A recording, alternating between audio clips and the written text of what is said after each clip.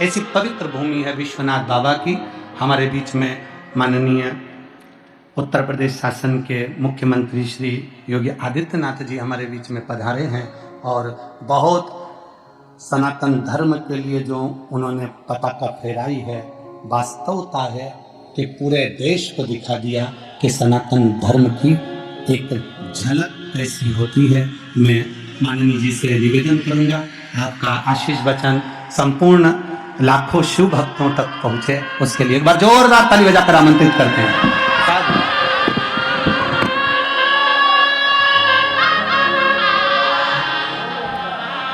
हर हर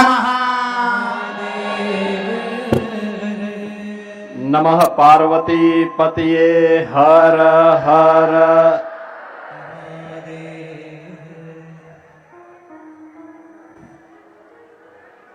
पवित्र व्यासपीठ पर विराजमान पूज्य संत पंडित प्रदीप मिश्रा जी महाराज, इस पूरे कार्यक्रम के आयोजक जगत गुरु महामंडलेश्वर श्री सतवा बाबा संतोष दास जी महाराज, हमारे सभी पूज्य संतजन, इस पावन कथा में उपस्थित सभी हमारे माननीय जनप्रतिनिधिगण और लाखों की संख्या में उपस्थित सभी श्रद्धालुजन,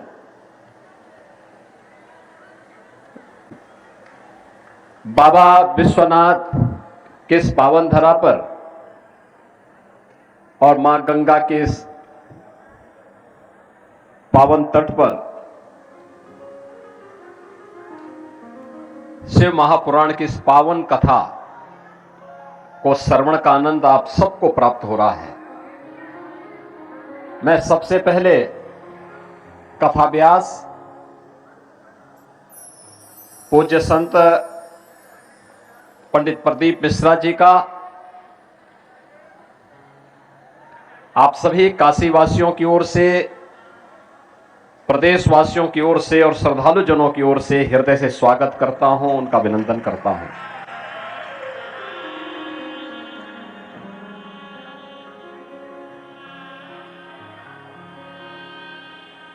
तेरह जनवरी से 26 फरवरी तक, यानी पौष पूर्णिमा से महाशिवरात्रि तक प्रयागराज की पावन धरती पर दुनिया का सबसे बड़ा आध्यात्मिक और सांस्कृतिक समागम महाकुंभ 2025 का आयोजन है। और उससे ठीक पहले काशी की धरती पर इस पावन कथा के माध्यम से इस कुंभ का दर्शन हम सबको देखने का अवसर प्राप्त हो रहा है।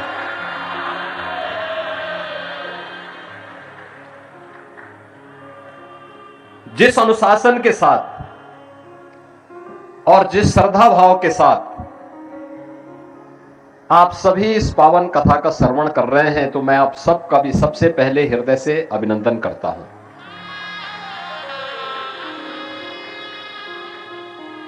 अभिनंदन दोनों प्रकार से, भगवान शिव का भक्त होने के नाते भी, सनातन धर्मावलंबी होने के नाते भी, और उत्तर प्रदेश का दायित्व भी मेरे पास है। तो उत्तर प्रदेश में पावन कथा का आयोजन हो रहा है, तो इस दृश्य से भी मैं अभिभूत हूं, इस सब दृश्य देख करके। मुझे पहले से पता था, मुझे याद है गत माह पंडित प्रदीप मिश्र जी की एक कथा हापुड़ में होने वाली थी, तो अचानक वहां के प्रशासन ने कथा के आयोजन को निरस्त कर दिया।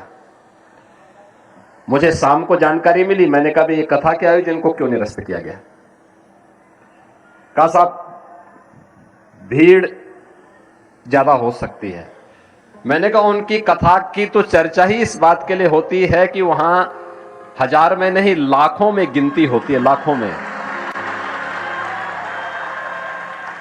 लेकिन वे सभी श्रद्धालु होते हैं, भक्त होते हैं, परम भक्त होते हैं। और परम भक्त की सबसे बड़ी पहचान क्या है? वह अनुशासित होता है। जिसका आत्मानुशासन है उसका भौतिक द्रव्यों पर भी अनुशासन होता है, और वे सभी अनुशासित होते हैं। तभी कथा को अनुमति दे दिया जाए और भव्यता के साथ उस आयोजन को आगे बढ़ाने के लिए कार्यक्रम को आगे बढ़ाया जाए।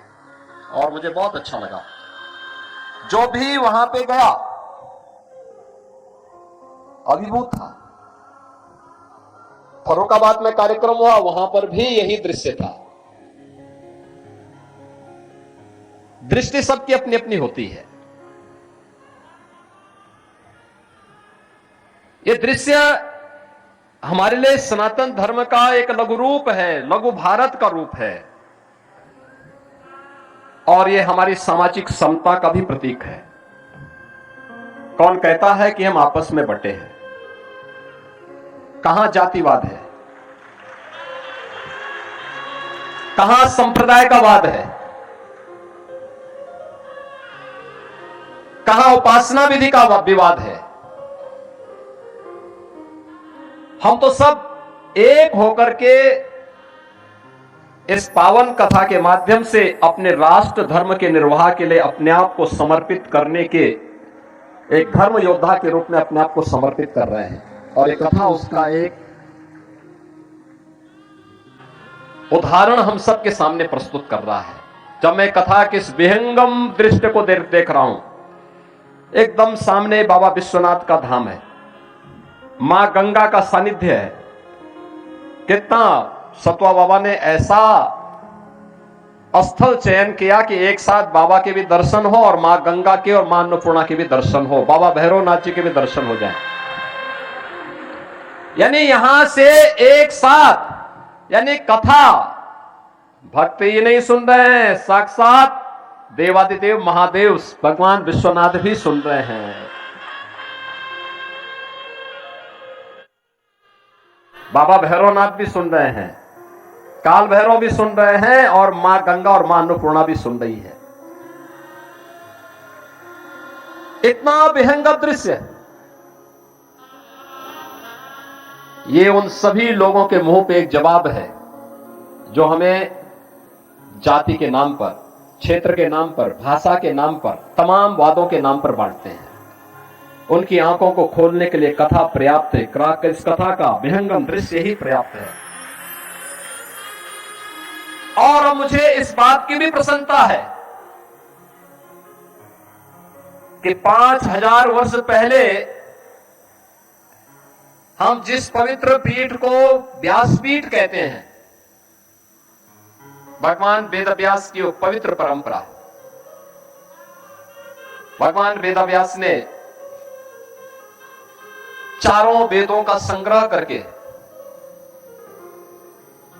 आने वाली पीढ़ी को दिया। गुरु शिष्य की परंपरा वेदों के संरक्षण के लिए कैसे बननी है, भगवान वेदव्यास ने परंपरा दी। महाभारत जैसा 1,00,000 श्लोकों का महाप्रबंधन काव्य, उस पूरी टीम का नेतृत्व दिया। श्रीमद् भागवत महापुराण जैसा ज्ञान, भक्ति और वैराग्य का एक अद्भुत त्रिवेणी का महापुराण, मुक्ति का, यानी जीवन की सफलता का रहस्य जिसमें छुपा हुआ हो, वह जिस भगवान वेदव्यास ने दिया हो। पुराणों और उप पुराणों की रचना कैसे की जानी चाहिए, उसकी शुरुआत की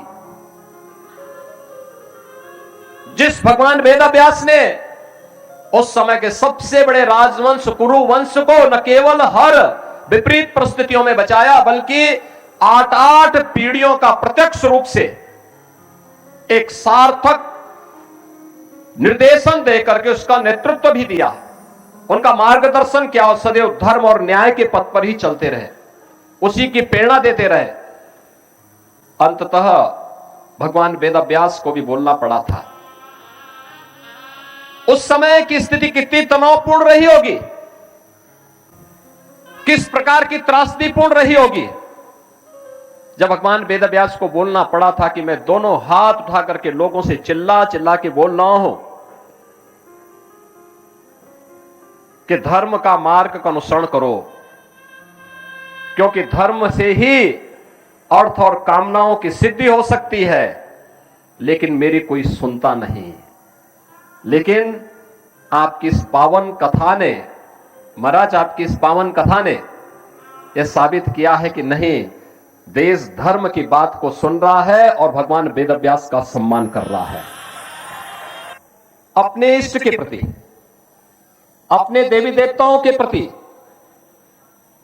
अपने समाज के प्रति तो होना ही चाहिए, लेकिन अंततः यह मान के चलना चाहिए कि हम सबका अंतिम लक्ष्य होना चाहिए कि हमारे राष्ट्र की एकता और अखंडता को कोई चुनौती न देने पाए, उसको कोई खंडित न करने पाए, क्योंकि उसी में देश भी बचा हुआ है, उसी में धर्म भी बचा हुआ है, उसी में समाज भी बचा हुआ है, उसी में हम सब भी बचे हुए हैं, उसी में हमारी कथाओं की पावन परंपरा भी बची हुई है। और उस पावन कथा के श्रवण का आनंद आप सबने लिया, आप ले रहे हैं, और वह भी काशी में। मैं इसके लिए सतवा बाबा को भी और उनकी पूरी टीम को भी हृदय से उनका भी अभिनंदन करता हूं। और मैं इस अवसर पर इस पूरी कथा के प्रति अपनी शुभकामनाएं देता हूं, और एक बार फिर से कथा व्यास पूज्य संत पंडित प्रदीप मिश्रा जी को हृदय से बधाई देता हूं एक सफल आयोजन के लिए, सफल कार्यक्रम के लिए। इस सफल बृहद विहंगम दृश्य को मां गंगा के तट पर इतना बृहद आयोजन इतने अनुशासित तरीके से यहां पर हो रहा है, इसके लिए मैं आपका हृदय से अभिनंदन करता हूं। और आपकी ये यात्रा सनातन धर्म के लिए, भारत के लिए इसी बृहद रूप में आगे बढ़ती रहे, इसके लिए हमारी शुभकामना है। उत्तर प्रदेश की पूरी शुभकामना आपके साथ में है। इस पूरे अभियान के प्रति मैं अपनी शुभकामनाएं देते हुए अपनी वाणी को यहीं पे विराम देता हूं। जय जय श्री राम, हर हर महादेव।